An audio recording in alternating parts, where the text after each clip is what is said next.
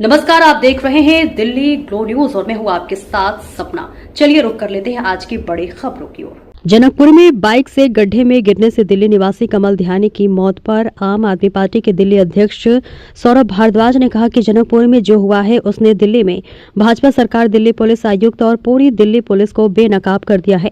आज एक 25 वर्षीय युवक की मौत हो गई। पुलिस पर गंभीर आरोप लगे हैं। रात करीब 12 बजे परिवार अपने बेटे की तलाश में पुलिस स्टेशन गया। वे एक नहीं बल्कि 6 पुलिस स्टेशनों में गए, फिर भी किसी ने उनकी शिकायत दर्ज नहीं की। उनके बच्चों के फोन की लोकेशन जल्दबाजी में जानबूझकर डिलीट कर दी गई। उन्होंने ऐसा क्यों किया? पुलिस क्या छिपाने की कोशिश कर रही है? जब लड़के का फोन चालू था तब पुलिस के पास उसकी लोकेशन थी। अगर वे चाहते तो उसे ढूंढ सकते थे, शायद उसे बचाया जा सकता था, लेकिन किसी ने उसे नहीं बचाया। सुबह आशीष सूद वहां गए और उचित व्यवस्था होने का झूठ बोला। अगर उचित व्यवस्था थी तो क्या उस लड़के ने आत्महत्या करने की छलांग लगाई? क्या ये सरकार और पुलिस की बेशर्मी है जो झूठ बोल रही है? आज ठोस सबूतों के साथ ये बात पूरे देश के सामने उजागर हो गई है। देखिए, आप सब लोग मेरे साथ यहाँ पे हैं। ये क्राइम सीन है, ठीक है। एक मिनट भैया, कैमरा पीछे कर लो। इस सड़क के एक तरफ आप देख रहे हैं 8 फुट ऊंची बैरिकेडिंग है। आप सब लोग अपने कैमरे में दिखाइएगा। इस सड़क के एक तरफ 8 फुट ऊंची बैरिकेडिंग है, उसके ऊपर वायर लगी हुई है। इस सड़क के दूसरी तरफ भी बैरिकेडिंग है। माइक नीचे कर दीजिए सब लोग यार। और इस सड़क की तीसरी तरफ भी इतनी बड़ी लोहे की बैरिकेडिंग है और इस गड्ढे के उस तरफ भी बैरिकेडिंग है। सीधे तौर पे दिल्ली पुलिस ने क्राइम सीन को फज किया है। क्राइम सीन के अंदर बदलाव करके खुल्लम खुल्ला फर्जीवाड़ा किया। ये सबके सामने है। यहाँ पे बाइक वाला सिर्फ ऊपर से ही कोई हवाई जहाज से उसको फेंक देगा तो ही गिर सकता है। ये तो किसी भी बेसिक आदमी को समझ में आ रही है। उधर बैरिकेडिंग है, इधर बाउंड्री है, उधर बाउंड्री है, उधर बैरिकेडिंग है। तो क्या हवा से आ गया वो आदमी? क्या इतने कमीनेपन पर किसी भी विभाग को गिरना चाहिए? इतने घटियापन तक क्या कोई सरकार गिर सकती है? कि सिर्फ इसलिए कि साहब किसी की गलती नहीं थी, वो लड़का खुद ही मर गया। इसीलिए क्राइम सीन पर बाद में चारों तरफ से बैरिकेडिंग कर दी गई, लोहे के बैरिकेड लगा दी गए। दूसरी बात, एक वो बैरिकेडिंग होती है जो क्राइम सीन के लिए की जाती है, जिसमें पन्नियां बांधी जाती हैं। ये वो वाली बैरिकेडिंग नहीं है, ये वो बैरिकेडिंग है जो फर्जीवाड़ा करने के लिए बनाई गई। ये दिखाने के लिए बनाई गई कि साहब बैरिकेडिंग तो चारों तरफ लगी हुई थी। वो लड़का पागल था, उस लड़के का दिमाग खराब था।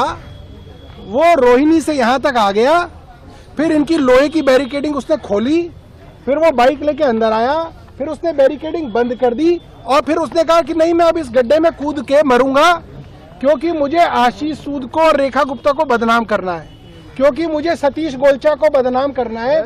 इसलिए मुझे अमेरिका के वो जो कहते हैं ना अंतर्राष्ट्रीय ताकतों ने पैसा दिया उसको, जॉर्ज सोरोस ने उसको पैसा दिया, इसलिए वो यहाँ आया और यहाँ पे इस गड्ढे में कूद के वो मर गया ताकि इन लोगों को बदनाम कर सके। ये जो है स्पष्टीकरण ये सरकार दे रही है, ये पूरी तरीके से शर्मनाक है। जिस तरीके से आंकड़ों का फर्जीवाड़ा करना आज इस सरकार का सबसे पहला काम है, आंकड़ों का फर्जीवाड़ा करना। कल ही 3 दिन से खबर चल रही है कि दिल्ली के अंदर पहले 15 दिनों में साल के 800 से ज्यादा लोग गायब हो गए। कैसे गायब हो गए भाई? और उसमें बड़ी संख्या में नाबालिग लड़कियां हैं, 12 साल की, 13 साल की, 14 साल की लड़कियां हैं, वो गायब हो गई। और ये क्या कह रहे हैं? ये हमें धमकी दे रहे हैं कि अगर किसी ने इसके बारे में कुछ कहा तो हम FIR दर्ज कर लेंगे। अरे कर लो, 2 नहीं 4 नहीं 100 FIR दर्ज कर लो। हम ना तुम्हारी ED से डरते, ना तुम्हारी CBI से डरते, ना तुम्हारी हम FIR से डरते। कितनी FIR करोगे? और कल ही तमाम अखबारों के अंदर दिल्ली पुलिस द्वारा PR दी गई। क्या PR दी गई? कि साहब हम इतनी महान पुलिस हैं कि हमारे पास कोई भी आता है तो हम उसका तुरंत मुकदमा दर्ज कर लेते हैं, इसीलिए मिसिंग रिपोर्ट ज्यादा है। यही कहा ना, कोई सब जगह छपा है। सब क्राइम रिपोर्टर्स ने कल जो है इसको जो है रिपोर्ट भी किया और आज सब अखबारों ने चलाया।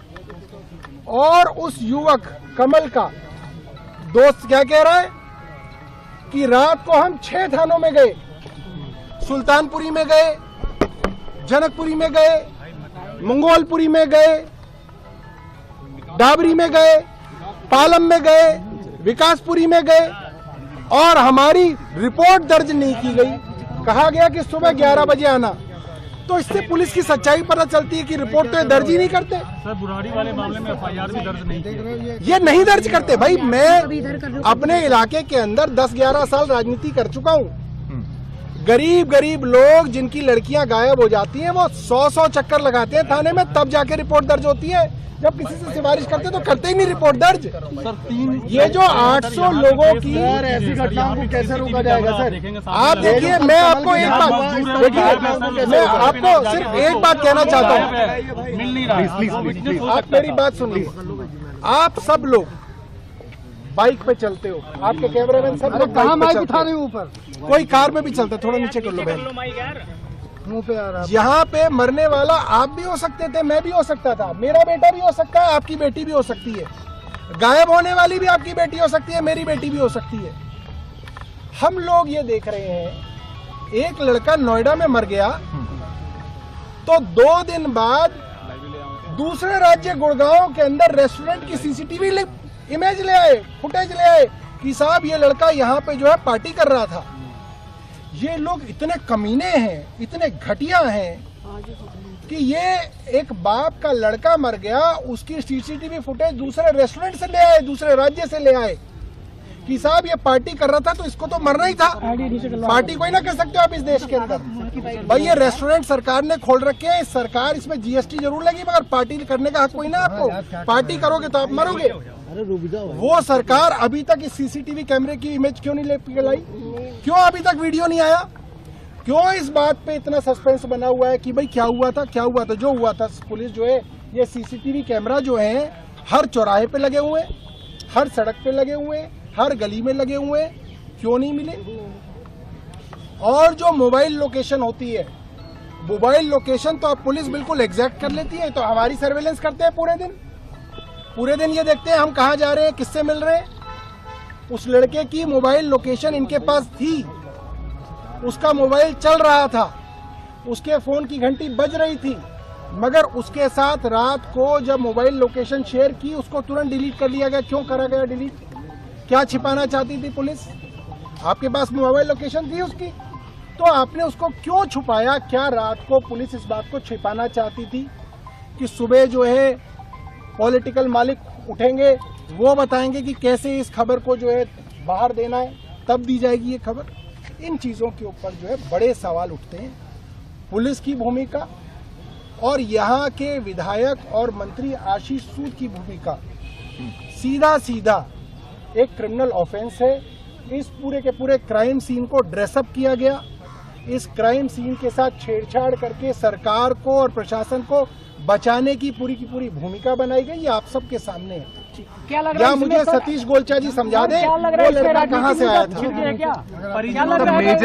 The major question that here is how will, if had it been your government, how would you have treated this entire case?